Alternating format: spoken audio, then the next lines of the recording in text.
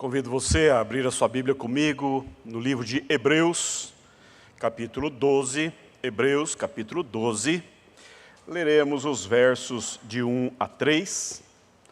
Hebreus, capítulo 12, versículos de 1 a 3.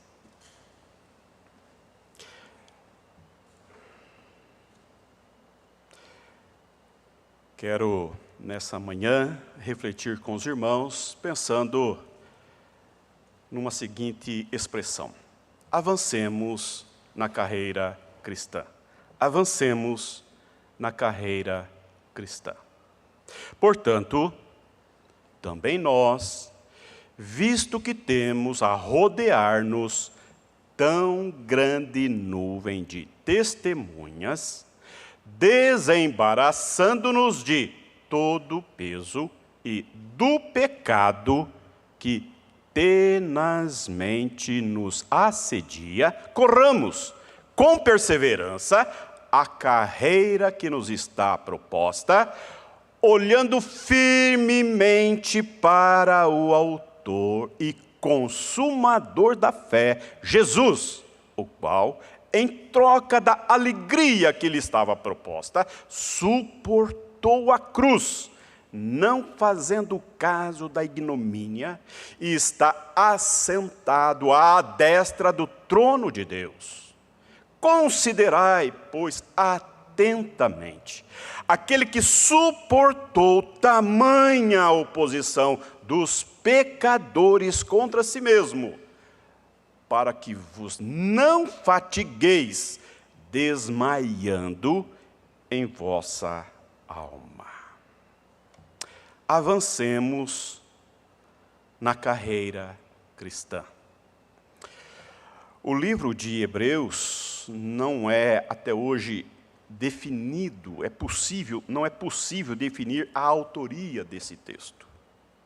Há uma grande discussão em torno do autor, alguns possíveis autores, mas há muita divergência. Então não vou usar aqui entrar nessa discussão, porque sobretudo a nós é palavra de Deus.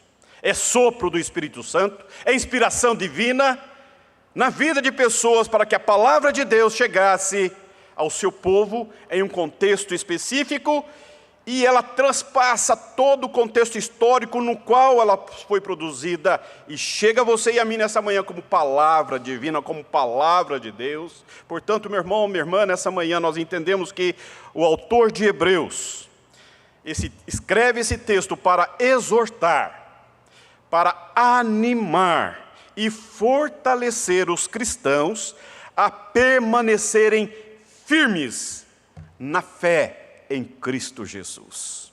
Cristo é a centralidade desta carta. O autor faz uma leitura da lei, da história do povo de Deus lá no Antigo Testamento, e nessa leitura ele vai apontando, ele vai mostrando a presença central de Cristo na história, na revelação de Deus. É um constante apelo a viver pela fé. A expressão do capítulo 12, a primeira expressão, a palavra portanto, é um advérbio de ligação. Ou seja, para ele dizer algo que ele quer dizer, ele vai puxar o que ele disse anteriormente. Então, o texto, ele se explica pelo seu contexto anterior, e eu quero chamar a tua atenção para o que está escrito lá no capítulo 10, o último versículo do capítulo 10, o versículo 39. Olha como o autor do texto vai então iniciar uma discussão para trazer esse texto a você e a mim nesta manhã. Ele vai dizer no versículo 39 do capítulo 10, nós, porém, não somos dos que retrocedem para a perdição, somos, entretanto, da fé, para a conservação da nossa alma, ou da conservação da alma. Ele está encerrando uma ideia e está amarrando com o que ele vai dizer, e ele pontua dizendo que nós não somos da perdição. Não. Nós não retrocedemos. Não. Nós não perecemos pelo caminho e não retrocedemos. Não. Somos, entretanto, da fé. Nós avançamos pela fé, nós caminhamos pela fé para a preservação da nossa alma. E aí você virando a página no capítulo 11, o que ele nos apresenta? É um texto belíssimo, maravilhoso, porque o primeiro versículo do capítulo 11 é uma definição de fé do autor. Ele fala o que é fé, e ele vai dizer que fé é certeza, é convicção, é firmeza de coisas que se esperam. Não há dúvida, é certeza daquilo que se espera e convicção daquilo que não se vê. Ele vai dar essa ousadia, essa ousada definição de fé, e na sequência ele descortina para nós homens e mulheres que construíram uma história, a história da salvação pela fé. Ele vai então, no capítulo 11, falar de Abel, de Enoque, de Noé, de Abraão, de Sara, de Isaac, de Jacó, de José, de Moisés, de Raabe, de Gideão, de Baraque, de Jefté, de Davi, Samuel, os profetas. E ele vai dizer que pela fé subjugaram reinos, pela fé praticaram a justiça, pela fé obtiveram promessas, pela fé fecharam a boca de leões, pela fé extinguiram a violência do fogo, pela fé escaparam ao fio da espada, pela fé da fraqueza suscitaram força, pela fé fizeram-se poderosos em guerra, pela fé puseram em fuga exércitos, pela fé mulheres receberam pela ressurreição os seus mortos. E ele também vai dizer que pela fé alguns foram torturados, outros por escárnio e açoites, algemas e prisões, foram apedrejados, provados, cerrados ao meio, mortos ao fio da espada, andaram peregrinos, vestidos de pele de ovelhas e de cabras, afligidos, pela fé foram maltratados. Meu irmão, esse homem que está falando sobre a carreira cristã, ele está falando a você e a mim nessa manhã que nós não retrocedemos para a perdição. Não! Nós somos da fé, entretanto somos da fé para a preservação da alma. Por isso que ele fala da carreira cristã. E aí ele apresenta esta expressão maiúscula de homens e mulheres tão comuns quanto você e eu, que marcharam na história, construíram suas famílias e marcharam, deixando um legado àqueles que chegaram depois deles, nós que somos da fé. Veja aqui o versículo 38 do capítulo 11, ele vai dizer: homens dos quais o mundo não era digno. Que coisa maravilhosa, que coisa maravilhosa nós entendermos a necessidade de exercermos a nossa caminhada, a nossa jornada cristã, olhando não com os olhos carnais, mas com os olhos da fé. E então, ele vai dizer, avancemos, olha a sequência do capítulo 12.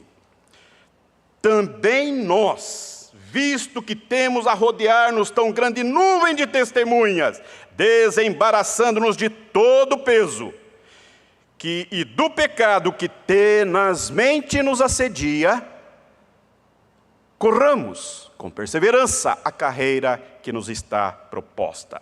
Então eu quero nessa manhã falar para você de 4 elementos, 4 verdades, 4 aspectos que nos ajudam a avançar na carreira cristã, que o autor de Hebreus coloca nesse texto. Olha comigo, em primeiro lugar, como avançamos na carreira cristã? Em primeiro lugar, considerando a nuvem de testemunha. Considerando a nuvem de testemunha. Ele vai dizer, Portanto, também nós, visto que temos a rodear-nos tão grande nuvem de testemunhas. Ele está falando ao povo que está caminhando pela fé em Cristo Jesus, no seu tempo, dizendo: olha, nós temos um legado. Nós temos um legado. E a ideia, ele vai colocar os seus leitores em um estádio que vai correr, que vai avançar, que vai ter que chegar na linha final da corrida. E então, é como se ele colocasse naquele estádio uma nuvem de testemunhas. Não são torcedores, mas são referenciais. São pessoas que também correram pela fé. São homens e mulheres que venceram a carreira pela fé. E eles estão como nuvem de testemunha nesse estádio, aquele que se propõe e são chamados a correr a carreira cristã. E ele diz: considere, perceba, preste atenção nesta nuvem que está a rodear-nos. Ou seja, está falando, uma expressão da graça de Deus na vida de homens e mulheres que caminharam pela fé. E onde eles estão? Na mente do autor está nesse estádio, mas ele está falando da história. Ele está falando de homens e mulheres que ousaram escrever história ao lado de Deus, de homens e mulheres simples, comuns, que foram tirados da sua circunscrição, da sua mediocridade de vida e pela fé avançaram, olhando aquilo que Deus haveria de fazer em suas vidas e através de suas vidas em outras pessoas para o futuro. Meu irmão, minha irmã, nessa manhã eu quero dizer para você que ele está falando da palavra de Deus. Ele está falando, na verdade, do cuidado que eu e você devemos ter em conhecer os movimentos salvíficos, os movimentos poderosos, os movimentos sobrenaturais de Deus na vida do povo de Deus.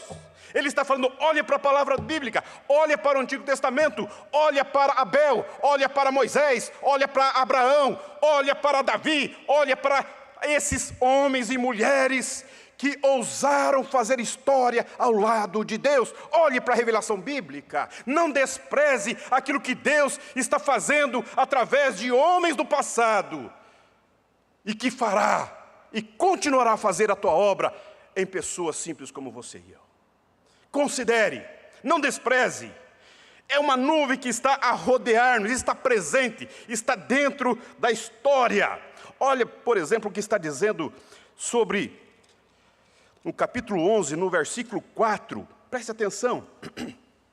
Olha o que ele está falando sobre Abel. Pela fé, Abel ofereceu a Deus mais excelente sacrifício do que Caim, pelo qual obteve testemunho de ser justo, tendo a aprovação de Deus quanto às suas ofertas.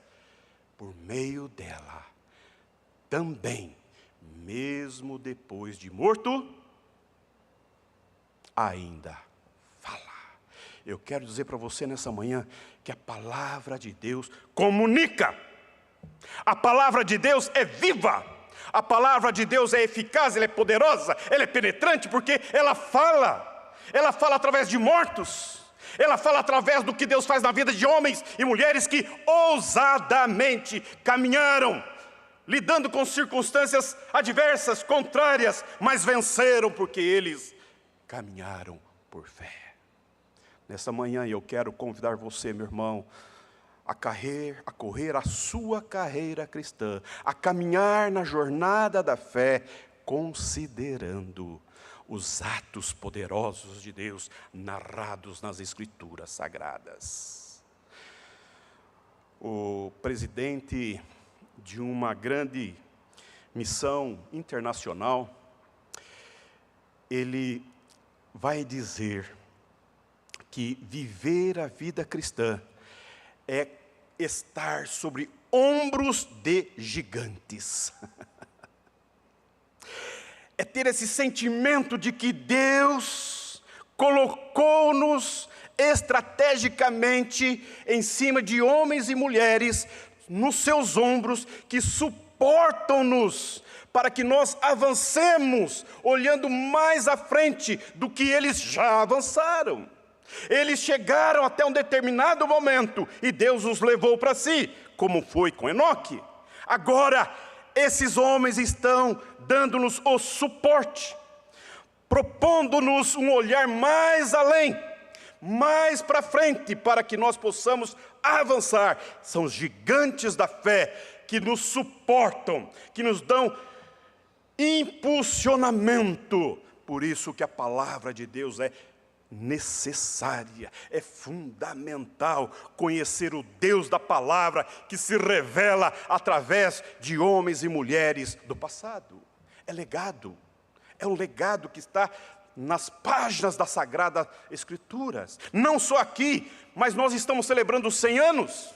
Esta igreja está celebrando 100 anos, e eu fico pensando, eu estou nesse púlpito em cima de homens e mulheres gigantescos, homens e mulheres que deram expressiva contribuição a esta obra pela fé, que não olharam circunstâncias, mas continuaram avançando para que esta obra pudesse chegar até aqui, como nós estamos vendo.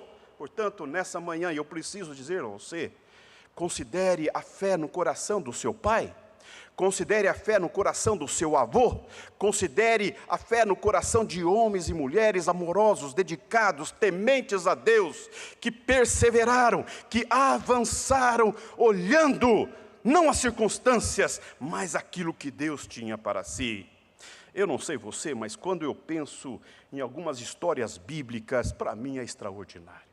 Nós estamos nos esforçando para ensinar às nossas crianças a enologia infantil, que é um patrimônio da igreja. E essa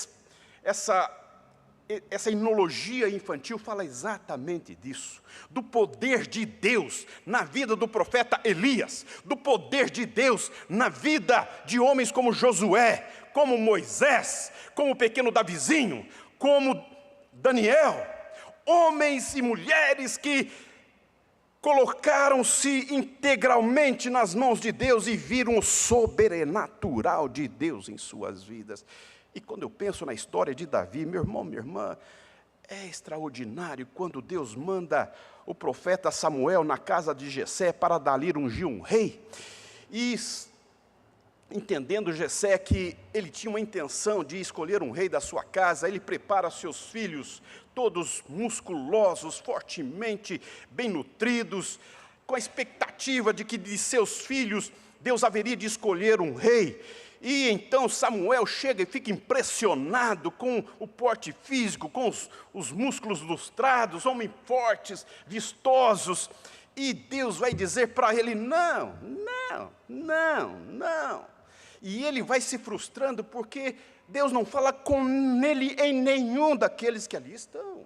E então ele faz uma pergunta para Jessé, Jessé, são só esses? Eu estou aqui meio confuso. E o pai fala, não, eu tenho um caçula, traga o caçula. Isto para mim faz um movimento no meu peito, porque eu digo, eu tenho chance.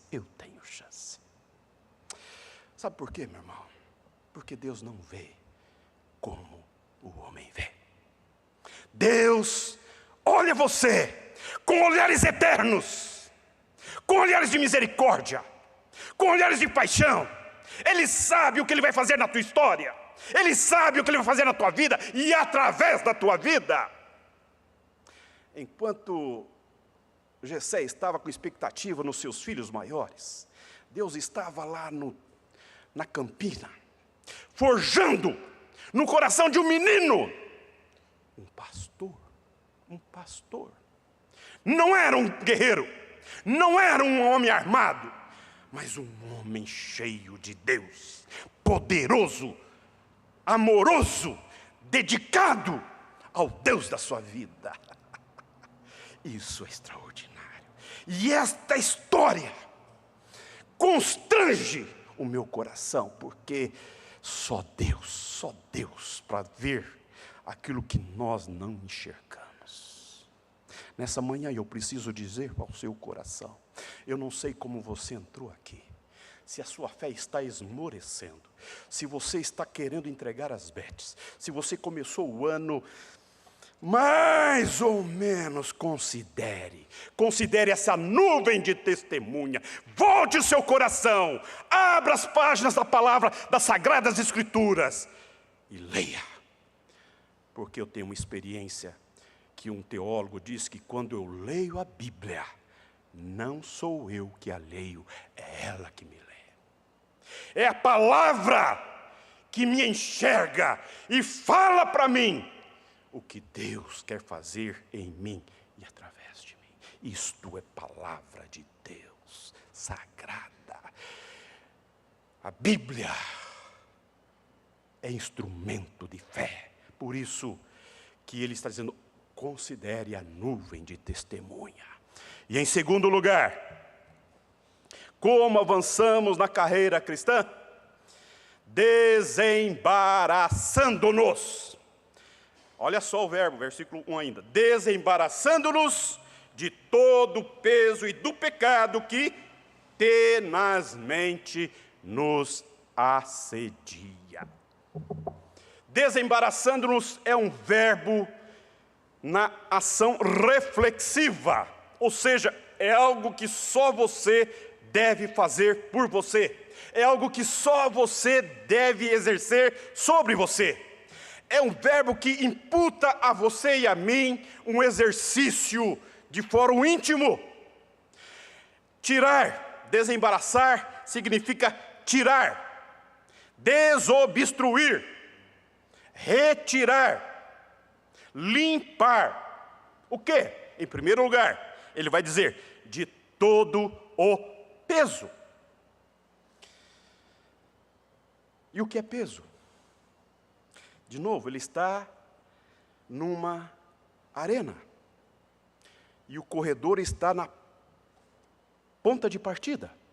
E todo atleta, quando iria naquele momento participar de uma maratona, ele colocava adereços, atava peso sobre o seu corpo, para na atividade de treinamento, ele conseguisse perder o sobrepeso, não é? Eliminar gordura e ganhar musculatura.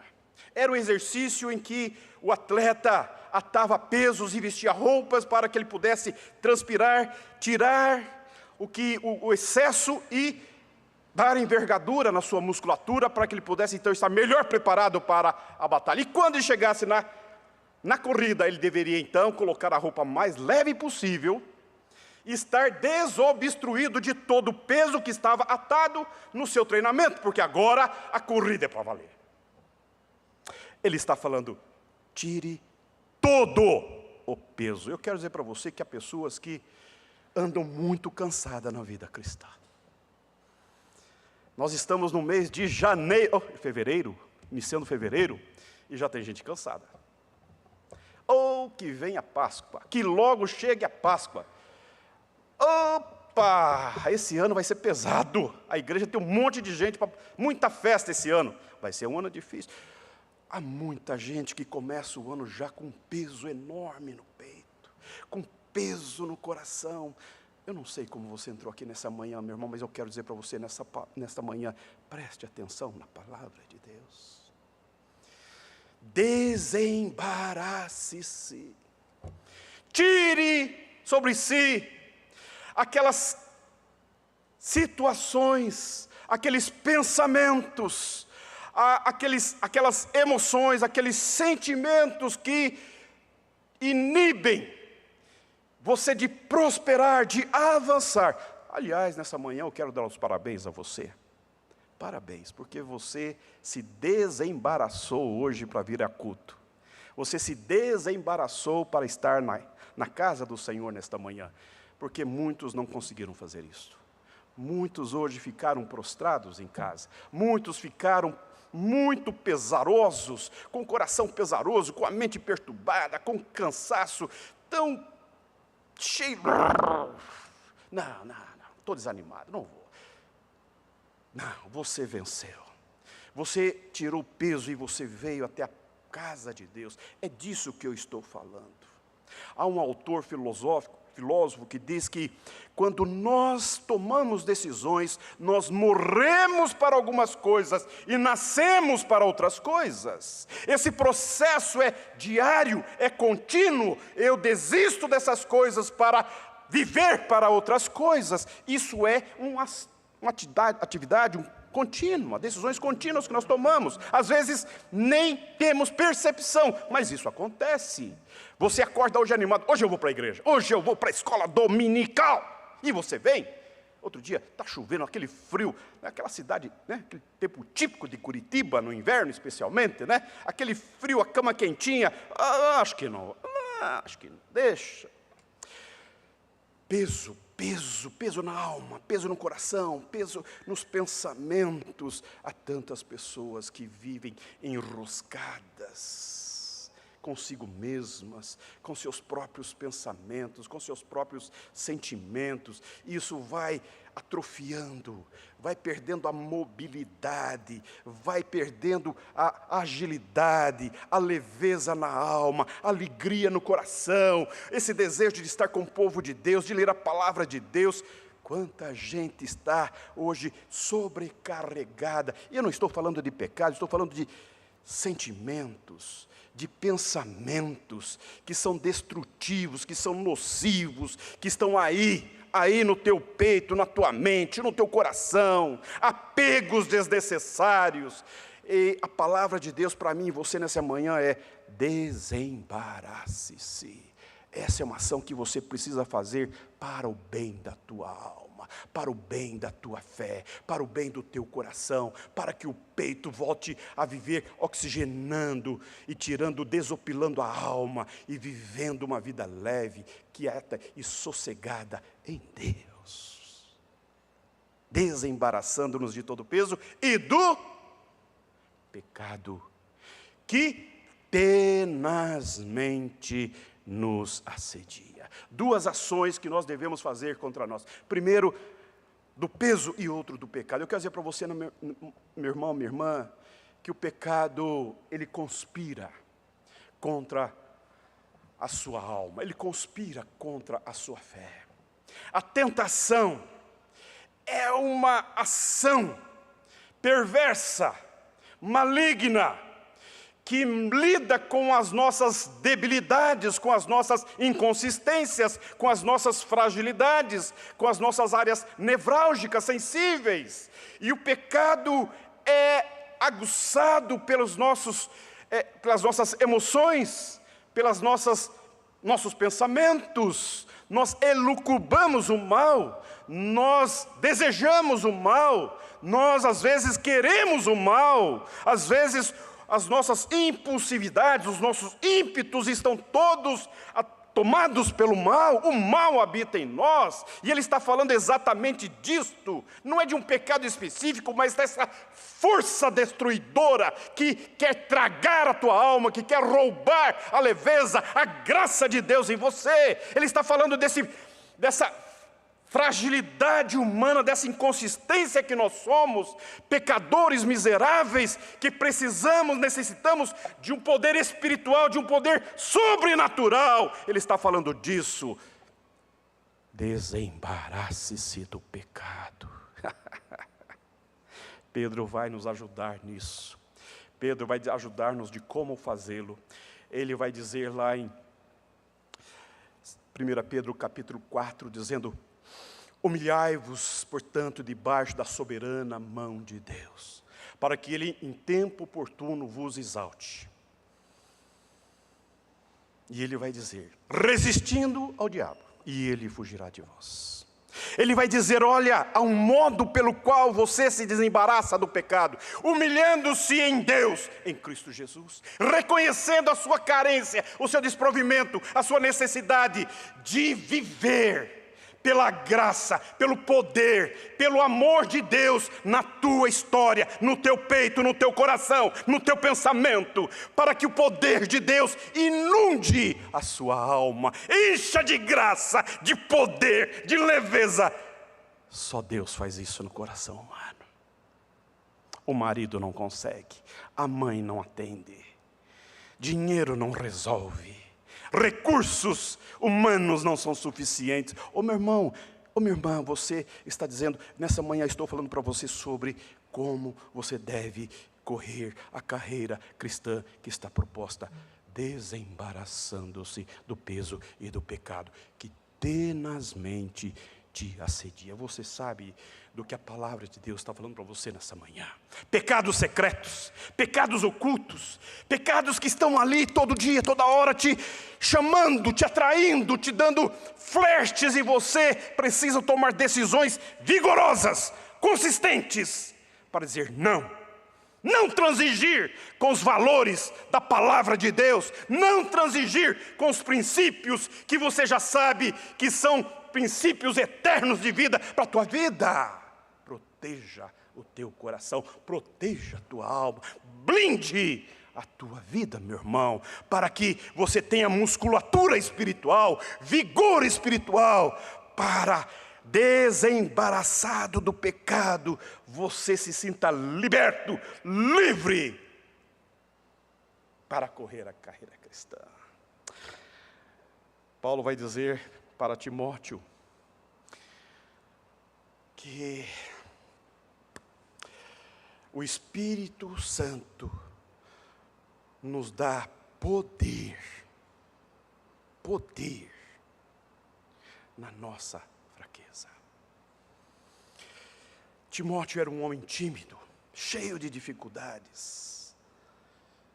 E ele vai dizer, porque Deus não nos tem dado o espírito de temor e de covardia, mas de poder. E em terceiro lugar, como avançamos na carreira cristã? Corramos com perseverança a carreira que nos está proposta. Se em primeiro lugar, nós devemos correr considerando a nuvem de testemunha. Se em segundo lugar, nós devemos desembaraçarmos-nos de todo o peso e do pecado, ele está dizendo, corramos com perseverança. Ele está dizendo de ações que nós devemos desobstruir. E ele está falando agora de como correr com perseverança. E a palavra perseverança, no grego a palavra é hipomone, significa estabilidade, constância, tolerância.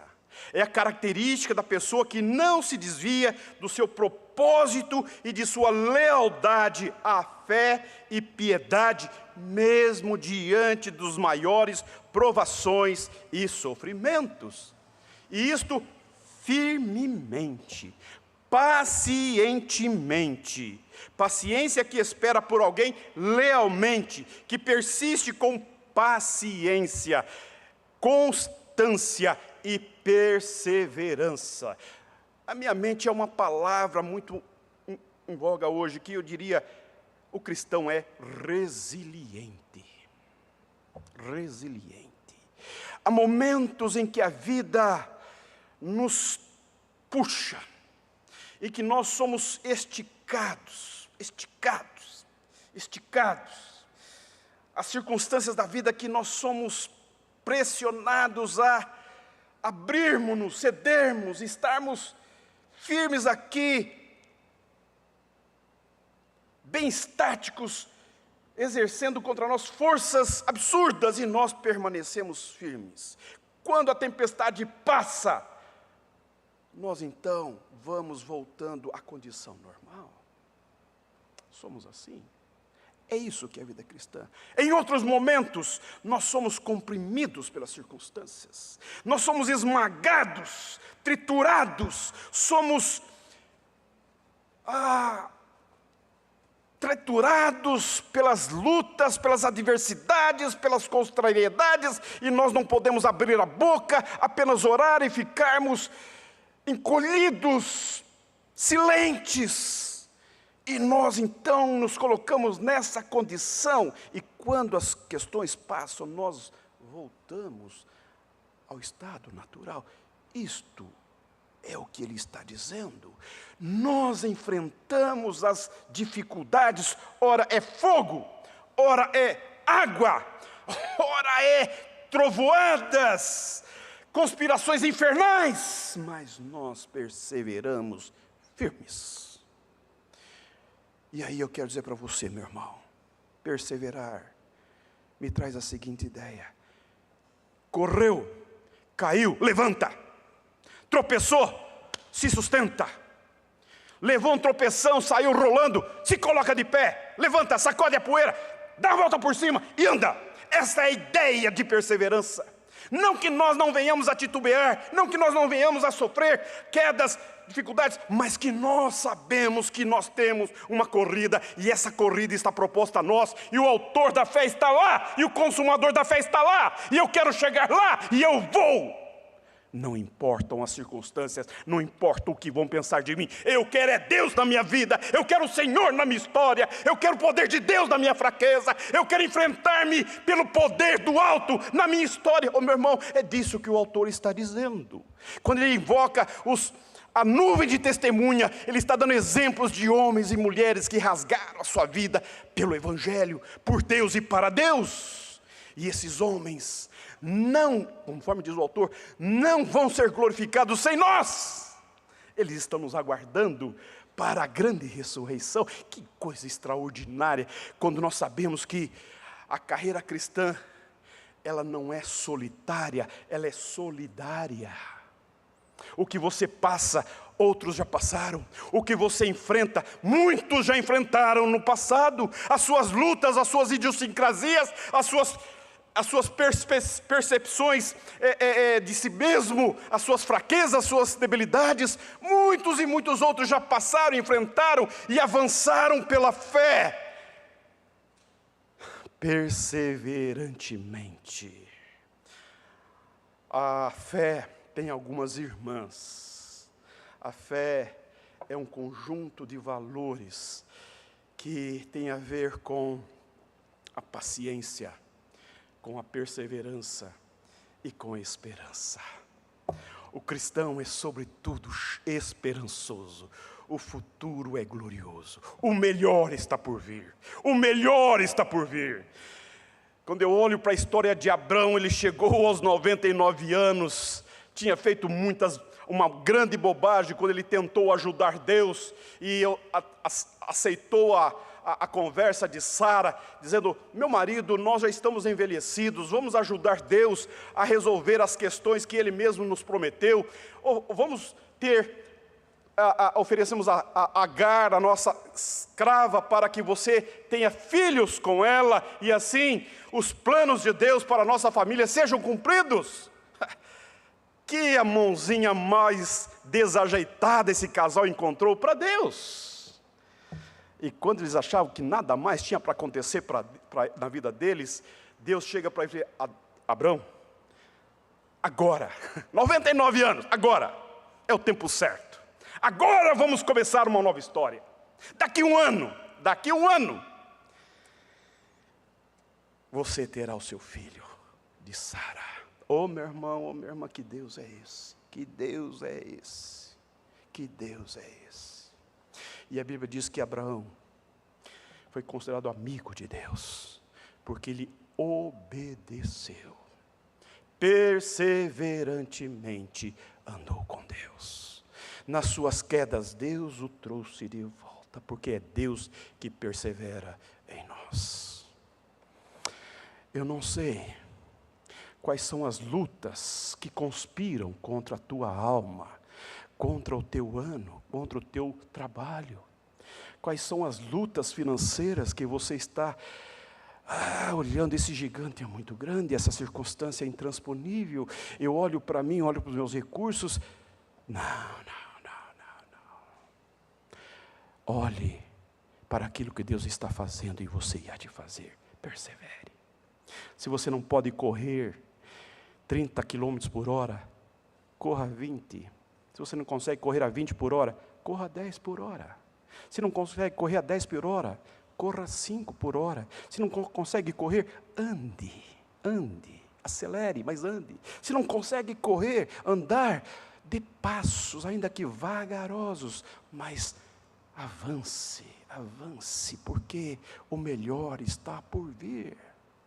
Não fica olhando pelo retrovisor da sua vida. Não fica olhando as circunstâncias. Não fica olhando as conspirações do inferno contra a tua fé e contra a tua alma. Nessa manhã eu quero dizer para você que o verdadeiro discípulo de Jesus é aquele que tem a convicção de que ele é de Deus, ele pertence a Deus, e Deus está agindo poderosamente nele e através dele, para a glória dele.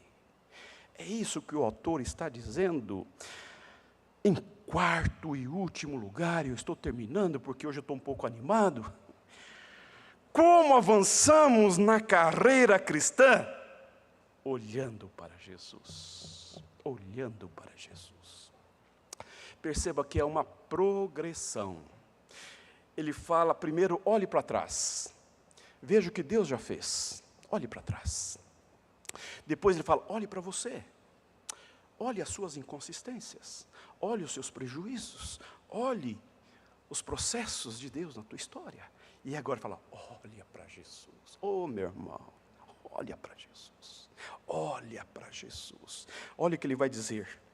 Olhando firmemente para o autor e consumador da fé, Jesus, o qual, em troca da alegria que lhe estava proposta, suportou a cruz, não fazendo caso da ignomínia, e está assentado à destra do trono de Deus. Você pode dizer um amém? Glória a Deus. Sem Jesus não dá, sem Jesus não dá, sem Jesus não dá. Não existe cristianismo sem Jesus. Não existe vida cristã sem o poder amoroso de Jesus no nosso coração. Não há vida vitoriosa sem Jesus. Sem Jesus.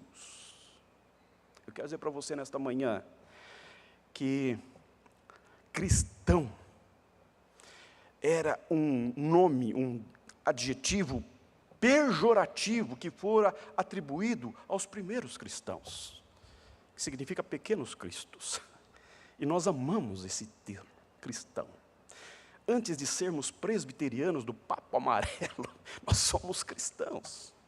E cristão significa pequeno Cristo. E ser pequeno Cristo sem o Cristo, é uma incoerência. Há alguma coisa errada e não é com Cristo. Tem a ver conosco. Pense um pouco sobre isso. Eu tenho para mim que a obra que Deus está fazendo aí, na tua história, no teu peito, no teu coração, ninguém está sabendo.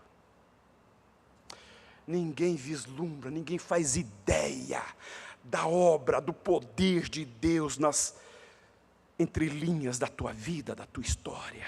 Nos seus dramas, nas suas lutas, nas suas dificuldades, nos seus prejuízos, nos tombos, nas frustrações. Aliás, vamos combinar, vivemos um tempo em que essas novas gerações não sabem lidar com frustração. Não sabem. Não sabem receber um não. Não sabem aguardar. Pare, espere, depois. Parece que para elas soa como estranho e sofrem.